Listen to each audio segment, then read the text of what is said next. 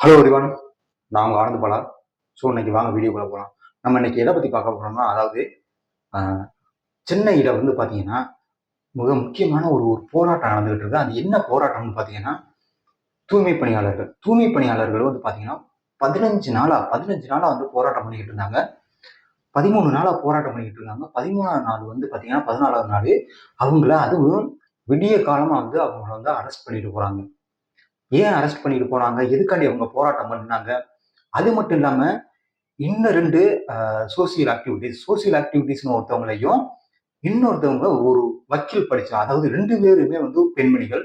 2 பேரும் இவங்களுக்கு சார்பா வந்து போராட்டம் பண்ணனாலயும், அவங்களையும் வந்து போலீஸார் கைது பண்ணி, அவங்களுக்கும் வந்து ரொம்ப கொடுமைப்படுத்தியிருக்காங்க அப்படின்னு சொல்றாங்க. ஸோ வாங்க பார்க்கலாம். அ வீடியோக்குள்ள போலாம். ஸோ அதாவது சென்னையில பார்த்தீங்கன்னா 2 மண்டலமா இருக்கு. இந்த மாநகராட்சிக்கு உட்பட்ட பகுதியில வந்து 2 மாநகரம் வந்து பார்த்தீங்கன்னாக்க, அதுல தூய்மை பணியாளர்கள் வந்து ஒரு 2000த்துக்கு மேல வந்து அங்க வேலை பார்த்துக்கிட்டு இருக்காங்க. ஸோ அப்படி வேலை பார்த்துக்கிட்டு இருக்கவங்க பார்த்தீங்கன்னாக்க, அதாவது இவங்க ஒர்க் பண்றது என்னன்னாக்க, எல்லாமே வந்து ஹார்ட் ஒர்க் தான். எல்லாம் பார்த்தீங்கன்னா, எல்லாம் ஏஜ்டு பெர்சன் தான். ஒரு 40, 45 இந்த மாரி இருக்காங்க. ஸோ அதுக்கு கீழ உள்ளவங்களும் இருக்காங்க. ஏன் இவங்க வந்து இந்த போராட்டத்த எடுக்கணும் அப்படின்னு பார்த்தீங்கன்னா, அதாவது இப்ப வந்து இந்த ஆ தூய்மை பணியாளர்கள வந்து பார்த்தீங்கன்னாக்கா, பிரைவேட்டா மாத்துறோம். அதாவது இந்த ஆ ஆகஸ்ட் 1/8/2025லேருந்து இது பிரைவேட்டா மாத்தப்படுது அப்படின்னு வந்து அறிவிச்சுட்டாங்க கவர்மெண்ட். ஏன்னாக்க, இங்க வந்து பார்த்தீங்கன்னாக்கா, அதாவது அ அ பணப்பற்றாக்குறை இருக்கு, சம்பளம் குடுக்க முடியல.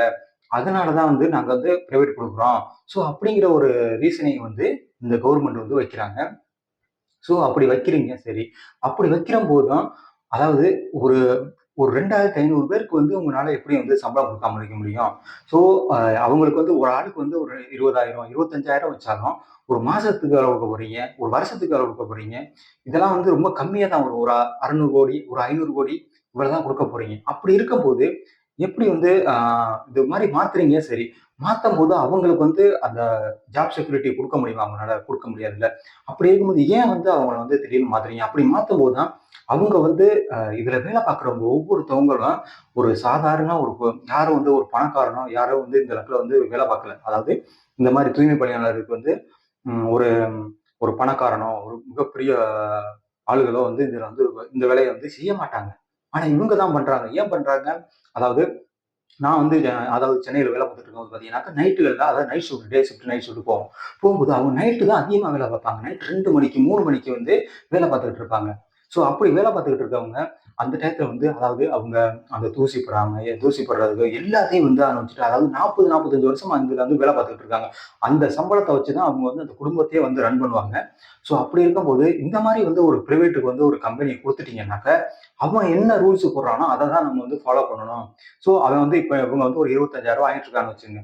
ஸோ வாங்கிட்டு இருக்கவங்கள அவன் என்ன சொல்லுவானாக்க, "நீ 20,000 தான் குடுப்பேன். இல்லன்னா வந்து அதுக்கு கம்மியா உள்ள வர்றதுக்கான ஆளுகள் இருக்கு. நான் அவங்கள எடுத்துக்கிருவேன்." அப்படின்னு வந்து ஒரு ஃபோர்ஸ் பண்ணுவாங்க. இது இல்லாம உங்களுக்கு பிஎஃப்ங்கிற ஒரு அமௌண்ட் வந்து எல்லாமே வந்து கவர்மெண்ட் ஒரு சலுகைலாம் நெறைய குடுத்துச்சு. ஸோ அது வந்து இவன் குடுப்பானாங்கிறது வந்து கண்டிப்பா ஒரு கேள்விக்குறிதான். ஸோ அப்படி இருக்கும்போது, இதுல வந்து ஆ அதாவது நான் வந்து இந்த கட்சி, அந்த கட்சிக்கான நான் பேசல. ஏன்னா, இந்த இப்ப இருக்கிற தலைவர்கள் வந்து அதாவது முதலமைச்சர் என்ன சொல்லணும்னா, இத வந்து அவர வந்து இத தீர்த்து வச்சிருக்கணும். இந்த 13 நாள் நடந்து இத வந்து மெயின் ஸ்ட்ரீம் மீடியா எந்த மீடியாவுமே வந்து இத வந்து வெளிப்படையா பேசல. பட் அ யூடியூபர்ஸ் அது இல்லாம சில அரசியல்வாதிகளும் வந்து அங்க வந்து பேசுனாங்க. ஸோ அவங்க ஆதாயத்துக்காண்டி வந்து பேசுனாங்களா? எதுக்காண்டி பேசுனாங்கன்னு தெரியாது. பட் எல்லா யூடியூபர்ஸ் இவங்களோட அ ஒரு ஸ்பீச்னால தான் வந்து அதாவது சவுத் மீடியாங்கிற அவங்களும் வந்து டைரக்ட்டாவே நேர்ல எல்லாம் பண்ணாங்க. ஸோ அப்படி பண்ணதுனால, இந்த ஒரு விஷயம் வந்து பார்த்தீங்கன்னாக்க, எல்லா இதுக்கும் தெரிய வந்தது. அது மட்டும் இல்லாம, இப்பதான் வந்து மெயின் ஸ்ட்ரீம் மீடியாலாம் வந்து உள்ளேக்கு வந்தாங்க. ஏன்னா இது வந்து பெரிய இஷ்யூ ஆயிடுச்சு. இத வந்து கவர் பண்ணா மட்டும் அவங்களுக்கு வந்து இது கெட்ட பேர் ஆயிருமோ! அப்படிங்கிற ஒரு ரீசன்ல வந்து இப்ப அவங்களும் வந்து உள்ளேக்கு வந்திருக்காங்க. ஏன் இப்படி நடக்குது? ஏன் ஒரு தூய்மை பணியாளர் ஒரு 2500 பேருக்கு நான் வந்து இந்த நகராட்சியில வந்து சம்பளம் குடுக்க முடியலன்னா, அப்படி என்னதான் நம்ம இருக்கிறோம்? ஸோ அவங்களுக்கு உண்டானத குடுத்து, ஸோ இருக்கிறப்ப இப்போ இந்த சென்னைய வந்து அவங்க என்ன சொல்றாங்கன்னாக்க, அந்த அ வயசான அவங்க அம்மாலாம் அழுவுறாங்க. ஸோ அழுதுகிட்டு என்ன சொல்றாங்கன்னா, "நாங்க இத நம்பி தாம்மா இருக்கிறோம். இதே வந்து பிரைவேட்ல குடுத்துட்டா, அவன் என்ன பண்ணுவான்னாக்கா, எங்களுக்கு வயசாயிருச்சு. நீ ரிட்டயர் ஆயிரு. எனக்கு வந்து நான் வந்து புது ஆள எடுத்துக்கிறேன். அதாவது நான் கம்மியான ஏஜ்க்கு ஆள எடுத்துக்கிறேன்." அப்படின்னு அவன் வந்து மாறி போயிருவான். ஸோ அப்படி போயிட்டாக்க இவங்களோட நிலைமை என்ன ஆகுறது, இவங்க சார்ந்து இருக்கிற அவங்க ஃபேமிலி என்ன ஆகுறது. ஸோ இதெல்லாம் வந்து பேச வந்தேன். இதுல வந்து பாத்தீங்கன்னா இவங்க என்னென்ன பண்ணியிருக்காங்க, அதாவது இந்த மாதிரி வந்து இடையில இந்த ஆளுங்கட்சியில இருந்தெல்லாம் போனாங்க, போயிட்டு அமைச்சர்கள்லாம் பேச்சுவார்த்தை நடத்தினாங்க. பேச்சுவார்த்தை நடத்தி எந்த ஒரு இதுவும் ஆகல. அதுக்கப்புறம் பாத்தீங்கன்னா இது வந்து இது வந்து பாத்தீங்கன்னா உச்சநீதிமன்றம் வரையும் போகுது. இது ஏன் உச்சநீதிமன்றம் வரையும் போகுதுன்னு பாத்தீங்கன்னா, 2 பேரும் ஒருத்தவங்க வந்து வழக்கு கொடுத்திருக்காங்க. அதாவது தேன்மொழிங்கிறவங்க பாத்தீங்கன்னாக்கா அவங்க காஞ்சிபுரத்தை சேர்ந்தவங்க. அவங்க வந்து அங்க ஒரு வியாபாரம் பண்ணிக்கிட்டு இருக்காங்க. அவங்க வந்து அந்த ஒரு கேஸ வந்து குடுக்குறாங்க. அதாவது நடைபாதையில வந்து ரிப்பன் பில்டிங் நடைபாதையில வந்து இவங்க போராட்டம் பண்றாங்க. எங்களுக்கு போறதுக்கான வழிவகைகள் இல்ல அப்படிங்கிற மாரி அவங்க வந்து ஒரு வழக்க போடுறாங்க உச்சநீதிமன்றத்துல. அந்த வழக்குல வந்தோனே உச்சநீதிமன்றம் என்ன சொல்றாங்கன்னாக்க, அவங்க வந்து அவங்களுக்கு வந்து உச்சநீதிமன்றம் நீதிபதிகள் என்ன சொல்றாங்கன்னா, நீங்க வந்து வேற இடத்துல போய் இருங்க. அவங்கள வந்து டிஸ்டர்ப் பண்ணாம இருங்க அப்படிங்கிறது அவங்க வந்து சொல்றாங்க. இதனால வந்து இந்த பிரச்சனை வந்து போய்கிட்டு இருக்குது. இவங்க வந்து அந்த இடத்துல போராட்டம் பண்ணிக்கிட்டு இருக்காங்க. வெயிலு, மழை எதுன்னு பார்க்காம, அந்த இதுல வந்து அந்த நைட்லயும் சரி, அவங்க போராட்டம் பண்ணிக்கிட்டு இருக்காங்க. ஏன்னா, அவங்களோட வாழ்வாதாரத்துக்காண்டி. அப்படி இருக்கையில, இந்த மாரி வந்து ஒரு நம்ம அந்த காலத்துல வந்து பாத்தீங்கன்னாக்கா, வெள்ளைக்காரன் இருந்தான். வெள்ளைக்காரன் வந்து நம்மளுக்கு வாய்ப்புட்டு சட்டம் போட்டான். நம்ம எதுவும் பேச முடியாது. அது இல்லாம அவன் எல்லா உரிமையும் வந்து பறிச்சுக்கிட்டு இருந்தான். ஆனா, இப்போ நம்ம நடக்குறது பாத்தீங்கன்னா, ஒரு மக்களால் தேர்ந்தெடுக்கப்பட்ட ஒரு தலைவர். அவருக்கு தெரியும் என்ன பண்ணலாம், என்ன பண்ணலாம் அப்படிங்கிற மாரி. இது அவர் காதுக்கு போணுச்சா, இல்ல அவர் இத பத்தி நினைக்கலையான்னு தெரியல. ஆனா, இப்ப இந்த இந்த அதாவது இந்த போராட்டத்த பாத்தீங்கன்னாக்க, அப்படியே வந்து இப்ப வந்து பாத்தீங்கன்னா, கூலி படம் வந்துச்சு.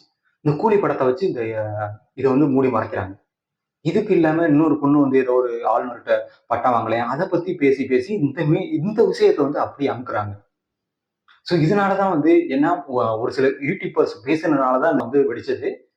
அவங்கள வந்து பாத்தீங்கன்னா 13 நாளா அன்னைக்கு நைட் வந்து அந்த வெடிகுண்டுல அந்த அந்த ரிப்பன் பில்டிங் வரிசை எல்லாமே வந்து ஒரு 10, 15 பஸ்ஸுகள வச்சு அவங்கள ஏத்திட்டு போறாங்க. ஏத்தி கொண்டு ஒவ்வொருத்தவங்களும் ஒவ்வொரு மண்டபத்துல கொண்டு அடைக்கிறாங்க.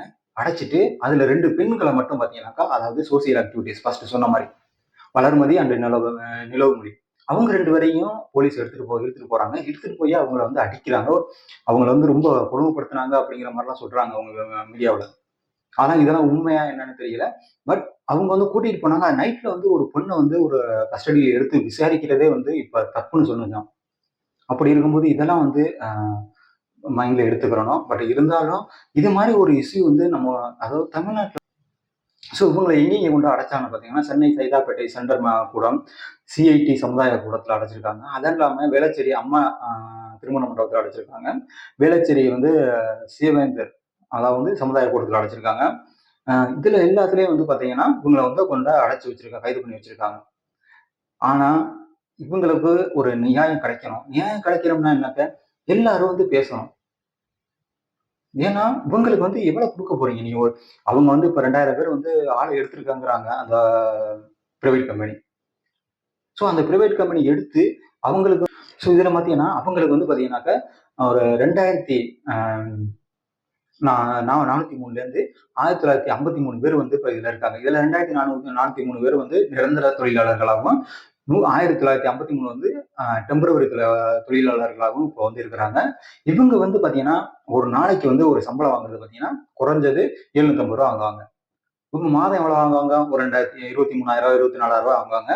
ஆனா, இவங்க வந்து பாத்தீங்கன்னா, இந்த ராம்கி இந்த நிறுவனம் வந்து அவங்ககிட்ட போனாங்கன்னா, இவங்களுக்கு சம்பளம் வந்து ஒரு ரூ. 600 650 தான் கிடைக்கும். அப்படிங்கும்போது இவங்களுக்கு பாத்தீங்கன்னா, மத்த பிஎஃப் இதெல்லாம் பிடிச்சிட்டு இவங்க கைக்கு வர்றது பாத்தீங்கன்னாக்க 12,000 14,000 15,000 இந்த மாதிரி தான் வந்து அவங்க கைகள் கிடைக்கும். அப்படி இருக்கும்போது இவங்களுக்கு வந்து பாத்தீங்கன்னா, இந்த ராம்கி நிறுவனம் கொடுக்க போறது பாத்தீங்கன்னா, ரூ. 1,565 தான் வந்து இவங்க கைக்கே வரும். அப்படி ஒரு நாளைக்கு. இவங்களுக்கு 7 நாளைக்கு வந்து 7 நாள் வேலை இருக்கணும். அது இல்லாம ஓட்டி கொடுப்போம் அப்படிங்கிற மாதிரிலாம் சொல்றாங்க. சொன்னாலும் இவங்களுக்கு வந்து ஒரு ஜாப் செக்யூரிட்டி வந்து இதுல இருக்குமாங்கிறது வந்து ஒரு கேள்விக்குறிதான். இததான் வந்து அந்த மக்கள் வந்து போராட்டம் பண்ணிக்கிட்டு இருக்காங்க. இது வந்து ஒவ்வொருத்தவங்களும் வந்து இதுல வந்து இன்வால்வ்மெண்ட் எடுத்து இந்த பிரச்சனையை வந்து ஒரு சுமூகமா முடிக்கணும். அதுதான் என்னோட வேண்டுதல். ஃபர்ஸ்ட் சொன்ன மாதிரி வந்து வளர்மதி, நிலவுமதி. அதாவது வளர்மதி பாத்தீங்கன்னாக்கா ஒரு சோசியல் ஆக்டிவிட்டிஸ். இவங்க வந்து அங்க வந்து போராட்டம் பண்றதாங்கன்னா இவங்க வந்து போராட்டம் பண்றாங்க. அங்க நிறைய குரல்கள் வந்து அவங்க கொடுத்திருக்காங்க. அதுக்கப்புறம் பார்த்தீங்கன்னா நிலவுமொழி இவங்க வந்து ஒரு அட்வொகேட். ஒரு அட்வொகேட் வந்து இவங்க 2 பேரும் வந்து இவங்களுக்கு சார்பா வந்து போராட்டம் பண்றாங்க. போராட்டம் பண்ணிட்டு இருக்கும்போது போலீஸார் வர்றாங்க. வந்து அவங்கள வந்து அதாவது அந்த நைட்டு மத்தவங்களலாம் அரெஸ்ட் பண்ணிட்டு போகும்போது, இவங்களையும் சேர்த்து ஸோ இதுல வந்து ஏசிலேருந்து, டிசிலேருந்து எல்லாருமே வந்து அவங்க வந்து அடிச்சாங்க அப்படிங்கிறாங்க. அதாவது ஒரு நேம் பிளேட் கூட இல்ல. அந்த அளவுக்கு வந்து சொல்லப்படுது. ஸோ அப்படி அடிச்சுட்டு அவங்களுக்கு வந்து பார்த்தீங்கன்னாக்கா, அதாவது ஒருத்தவங்களுக்கு வந்து கை முறிஞ்சிருக்கு. நிலவுமொழிக்கு வந்து கை முறிஞ்சிருக்கு. கை முறிஞ்சோட வந்து அவங்கள வந்து அடிக்கிறாங்க அப்படிங்கிறாங்க. வளர்மதி வந்து அடிச்சதுல வந்து அவங்க மயக்கம் போட்டே விழுந்திருக்காங்க.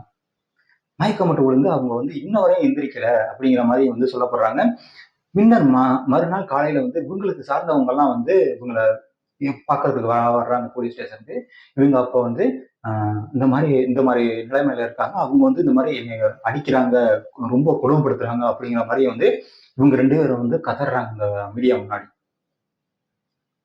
ஏன் இப்படி பண்றாங்க? இத வந்து அதாவது முதல்வர் வந்து இத வந்து கவனத்துல எடுத்துக்கிட்டு, இத வந்து நம்ம சரி பண்ணணும். ஏன்னா, நம்ம வந்து இப்ப வந்து வெள்ளைக்காரன் ஆட்சியில கிடையாது. நம்ம வந்து ஒரு மக்களாட்சியில இருந்துகிட்டு இருக்கோம். அப்படி இருக்கும்போது, நம்ம வந்து இதுக்கு ஒரு நல்ல சொல்யூஷன குடுக்கணும்.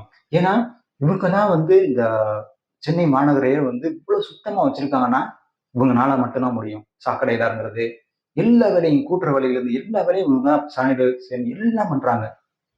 அப்படி இருக்கும்போது, இவங்களுக்கு வந்து ஒரு நல்ல ஒரு சொல்யூஷன் குடுக்கணும். இதுதான் என்னோட தாழ்மையான வேண்டுகோள். இந்த அரசுக்கும் சொல்றேன், இந்த அதிகாரிகளுக்கும் சொல்றேன். அவங்களுக்கு ஒரு நல்ல ஒரு அ பதில குடுக்கணும். நான் உங்க ஆனந்த் பாலா. அடுத்த வீடியோல பார்க்கலாம். வணக்கம்.